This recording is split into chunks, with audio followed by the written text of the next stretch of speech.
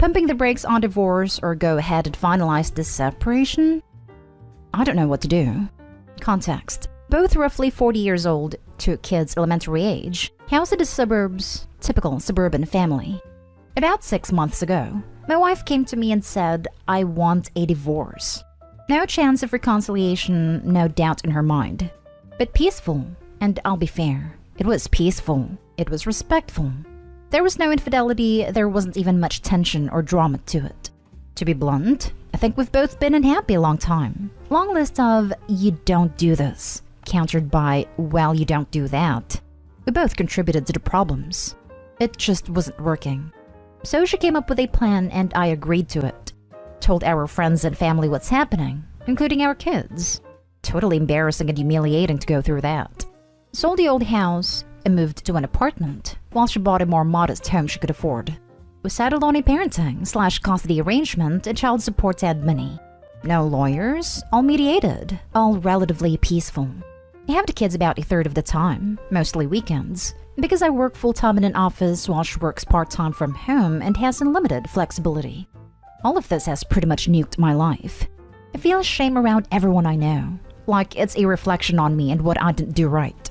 I sold a house I loved, in a neighborhood I loved, with neighbors I loved and hung out with all the time. I radically downsized my life in a moving process, trashed tons of old memorabilia and collectibles, some of which I regret. But knowing I would move to an apartment, I didn't feel like I could or should take much with me. I was sad to let go of so much along the way. But I've built a new, clean, simple lifestyle and I really like where I am now. The changes to her life? Not so great. Single mom and she's got custody 2/3 of the time because of her job situation. I pay fairly healthy child support payments because I was the breadwinner, but it still sets her up for tight finances. She's frustrated with how much work the kids are. I think she forgets that I did all the cooking. She barely knows how. A lot of the housework, and was the main financial provider. She has very little free time now. And her place is a mess, still living out of boxes and suitcases. She's also very angry that I've moved on cleanly and simply and resettled so quickly. And now she wants to work on things, see if we can reconcile. We have the draft of the final separation agreement, we just haven't signed it yet. The state we live in requires one of those live apart and wait 12 months things before a divorce can be final. On the one hand, that's my wife, the mother of my children. Of course I still love her, but I also acknowledge the old problems haven't been addressed at all. I see no evidence things have changed, only an acknowledgement that she wants to. But how does that even work when I'm living apart and we spend no time together? But in fairness, she didn't cross any boundaries like cheating or spending a ton of stupid money. She didn't trash me behind my back. All that to say, no red lines were crossed for me. On the other hand, a life I enjoyed has been nuked. I've moved away from a place I loved and let go of things I didn't want to. Shouldn't have had to. She created this mess entirely because she skipped over the part where you can get marriage counseling and moved straight on to giving up on us. She had some trauma during COVID and how that impacted her life, but our marriage was outside of that. I think she projected a lot of non-related problems in her life into the marriage. She is asked to go to counseling and kinda started to get into some of the things we could work on, but she seems to gloss over the parts where she's nuked a life I enjoyed. Acts like I can just move into her new place and it's no big deal. But let's definitely focus on how we both got us into this mess. I just have a hard time accepting that premise. We both made our marriage less than ideal, but only one of us totally ruined our situation. We were just about to sign the final separation paperwork. I'm not sure if I still should. Feels like I'm slamming a door in her face when I'm open to counseling. Yet at the same time, if we can't work things out, it feels like we're at the clock and everything by not signing. And my confidence is low because I still don't think she's accepting how much she's escalated the situation by handling this so poorly. Sorry for length. Appreciate the sanity check. I appreciate perspectives that challenge me to think about things differently, so fire away. Now for the top advice. Sign it and be done. She doesn't want you. She just doesn't like how much harder her life is without you there to pick up the slack for her. She's been selfish throughout the entire thing. Only thinking about herself, what she wants, what she's had to deal with since the separation she asked for. She has done all of the taking and none of the giving or trying. This isn't a relationship worth trying to save because she doesn't care about anyone but herself. She's been selfish throughout the entire thing. Totally fair and accurate statement. But it is selfish of me to not consider that perhaps she can change, improve, get better, or that there are significant impacts to my children. Those kids are my sacred responsibility in life. Sure, my marriage wasn't perfect, but it also wasn't hostile or violent, and my kids had it great. I don't want to give them a fake life, but I struggle to see how this doesn't hurt my relationship with them. I see them so much less. Yet at the same time, I see no path to keeping my job and doing more than I am. Catch-22. From what I can read, Opie, be very careful. If you do want to reconcile, make sure it's a two people's effort. She only realized what she lost once she was alone and pretty much broke. I'm not saying she only wants you for that, but I think it plays a role. Couples counseling seems like a great idea to resolve the problems you guys have, and if you do end up reconciling, maybe make her compromise so you don't do everything around house. Good luck, Opie. She only realized what she lost once she was alone and pretty much broke. Does it make me a bad person that I want her to live in this reality for more than the month that has passed? I simultaneously worry that the longer it goes on, the more she'll build resentment and slash or move on. Then again, wake-up calls are needed. I'm enjoying my version of life a lot. Also, problematic in its own way. I think that the last two sentences are the ones that would give me pause. It sounds like you are kind of happier now that you are apart. The biggest regrets I've seen in your post aren't not being with her, but selling your house and downsizing. You seem almost happier to be living on your own. Marital counseling is great and all, but it seems like the ship has almost sailed. Do you have a signed separation agreement? If the agreement is final and enforceable, it may make sense to give the counseling a hot before finalizing the divorce, but you don't want to be in a worse position for having tried to work things out. Drafted but unsigned, and thus the separation clock hasn't started, and it's entirely unenforceable. That's part of why I do want to sign it. Protect myself, pen to paper on commitments. Can't walk it back or change it if counseling doesn't work. Next story is titled, My wife locked me out of the house on our anniversary night because she didn't like the gift I brought for her. 4 days ago was mine, male 30, and my wife's, female 27, third wedding anniversary. She loves jewelry, and every year I'd bring her jewelry. But this year I've been dealing with debts and spent all my money to fix my car that was broken for 4 months. I didn't buy her jewelry this year, but I did buy her something that I thought she'd find nice, which is a vase that cost me about $65. We were having a small celebration on dinner. I got home in the evening and found her setting up dinner table with candles and flowers. She was dressed nicely, while I was just wearing my work clothes, which she found okay-ish. After dinner, she gave me a gift which was a $45 shoes. I handed her the gift I got her, and a smile quickly disappeared from her face. She asked why I didn't get her a piece of jewelry, and I said I didn't have enough money to buy a decent piece and this stuff is expensive. She got upset, saying I always get her jewelry, but I explained money was tight and car needed fixing. She remained upset for a while, then went back to normal. Later, she asked if I could take the trash out, and I agreed. I placed a trash bag outside, then was headed back inside, but the door was locked. I kept moving the doorknob, but it was obviously locked, which got me hella confused. I didn't have a copy of the key on me, so I called my wife to let her know I was outside and the door was somehow locked, but she hung up. Then showed up from the window and shouted that I should stay outside after I made her an afterthought, and prioritize my car over her and getting her a vase. I was stunned. I asked if she deliberately locked the door, and she said yes, to teach you a lesson. I told her to quit messing around and open the door, but she refused, saying that she made dinner, set up romantic atmosphere, dressed nicely for me, and made effort for our wedding anniversary. But I didn't do half of the things she's done and didn't get her the gift she wanted. So for that, I should spend the night somewhere else. I lashed out and called her petty to lock me out of my own house over a piece of jewelry. She told me that I should get a hotel room and go F myself, and I angrily responded that I'd gladly do so. But I ended up sleeping in the car since the garage was locked as well. The next day, she complained about how I wronged her, acted rudely by lashing out and wanted an apology. But I haven't apologized. Now she's cold-shouldering me. Wow. Sometimes I think my marriage is awful. And then I come here and then I'm like, meh, I'm fine. Yep, makes me appreciate what I have when I see what some people put up with. I kinda use this sub the same way.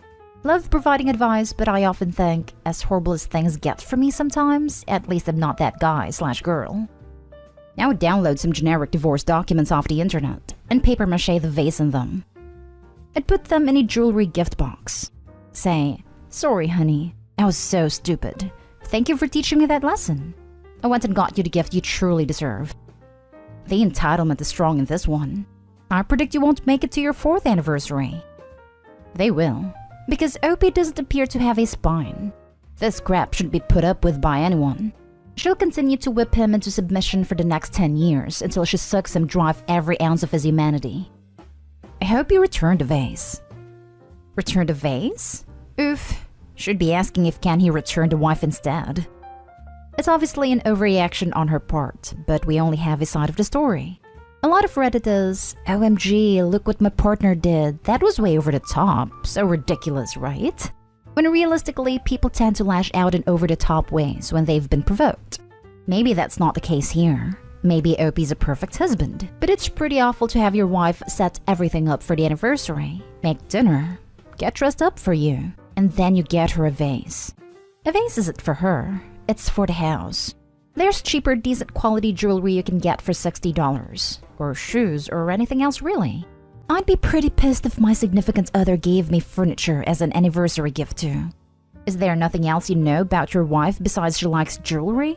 No hobbies, collectibles, guilty pleasures? Honestly, I can hardly think of a crappier gift than a damn vase unless she specifically collects them or something. It's like some generic woman gift. You could get her a gift certificate for a massage or a spa day. Did you get her flowers or a card? Why did she do 90% of the work and you showed up with a vase? I get that money is a hard thing to work around, but you can make it work. If you truly cared and felt terrible about the lack of money, a heartfelt card can mean a lot. I genuinely hope you at least gave her that. Now for the last story. Am I making a mistake or did I outgrow my husband? I, 33 female, met my 36 male husband when I was 20 and he was 23. Over the past years, I finished school, become reasonably successful in my career, and identified my goals. During the same time, he has been in retail management and slowly getting promoted within his company at a store level. He has goals for promotion, but hasn't been interested in anything more, either professionally or personally. He is kind and supportive, but he does not understand what I do, does not ask me about my day, finds it hard to have deeper conversations about our future, and isn't interested in seeking higher education because he doesn't know what to do, but hasn't attempted to research or explore his options. Over the past few years, I've found myself having to remind him of small things. Some things consistent with ADHD, others not, like basic household chores, following through with the things he offered to do, or helping our families with the things he promised. When I try to have conversations in our future or his goals, it's vague and I have to pull information from him. When we first met, his kindness and flexible demeanor were positive attributes, but now I feel like I have to be the one to guide our future without any input from my partner. The decision fatigue from work makes this overwhelming, and honestly, not what I need anymore. All of this has been getting to me, and I feel more like his mother than his spouse. We spoke about what I need, conversations, household support, and feeling like I have grown and evolved into a different version of myself that I really like, and he only stated that he thought I was happy and feels blindsided. I asked him to show me he is willing and capable of growth, but I'm already questioning his ability for sustained change. I don't know what to do, other than admit I haven't been happy the last few years and I want out. Am I being too harsh? Or am I just realizing that I've grown into a different person in the 13 years we've been together, while my husband has remained all but the same? Now for the top advice. I feel more like his mother than his spouse. That's a big issue, and a huge reason people end up divorcing their partners. If you think it is worth giving your relationship a final chance, you could try suggesting couples counseling. But sometimes people just grow in ways that are mutually incompatible, and that's okay too. It sounds like you have already checked out of the marriage, and there's nothing wrong with that. Guy in a relationship makes you happy every day, probably enabling you to be the best you can be in your career. And once you get to a good level of success, you see him as beneath you. Why do you care if he goes back to school for higher education? Doesn't seem like you even know what he would go for. His current career path is taking him toward corporate retail, and that's a decent path with good money. I guess a business degree would help with that. Wonder how much time he would have for you during a full-time job and degree. Does your idea for a relationship look like two people constantly moving up in their career at the same pace? Does it sound like you have much time for each other? Maybe your idea is that the man carries the woman financially, and you're disappointed that you make more. Don't even know if you do actually. Maybe you just don't like his job. You didn't outgrow him. You grew an insufferable ego. I think it might go beyond this. Your post resonates a lot with me. I had a boyfriend in high school and a bit after who was very nice. He was always proud of me. I'm going to college, I just got a new job, I'm so smart. He would really build me up, but he never did anything to improve himself. He was content with where he was in life, but proud of me for doing better. He would often say I was out of his league, which was when I had to encourage him and help his self-confidence. He would joke about how I'm going to be the breadwinner. He was perfectly happy already, while I was still striving to do better. I was ambitious and driven. He was happy living in his mom's house. He seemed happy I would be the breadwinner so he wouldn't have to work so hard. I decided that might be a fundamental incompatibility and ended the relationship. From what I hear, he found a girlfriend a few months later. They're married. They have a toddler, they live in her mom's basement, they have 2 pretty nice vehicles, a muscle car and a pickup truck, both pricey models. Knowing the jobs they have, their household income is probably half of my individual income. I'm married. Husband and I are happily child-free. Live in our own condo, plus have a progress into a down payment. Single vehicle between the 2 of us that is nice quality and has many features, but is not flashy. We have both been promoted at work every 1 to 2 years, and our income reflects that. I know I come off as a braggart, and I'm sorry for that. But my point is that my ex is very happy with his life, and I'm very happy with mine. They're diametrically opposed though. I wish I could be happy with what I have the way he is, but I'm not. And that has driven me to improve myself constantly. I'm happier for it, and I'm very proud of what I have accomplished. But I wouldn't have been happy if I had tried to do this with him. I would have felt like I was dragging a dead weight, and he would be unfulfilled that I never want to bear children and stop working so hard to spend quality time with him and a kid. We wanted different things. Our ideal life looked very different, even if he said what I wanted to hear to avoid losing me.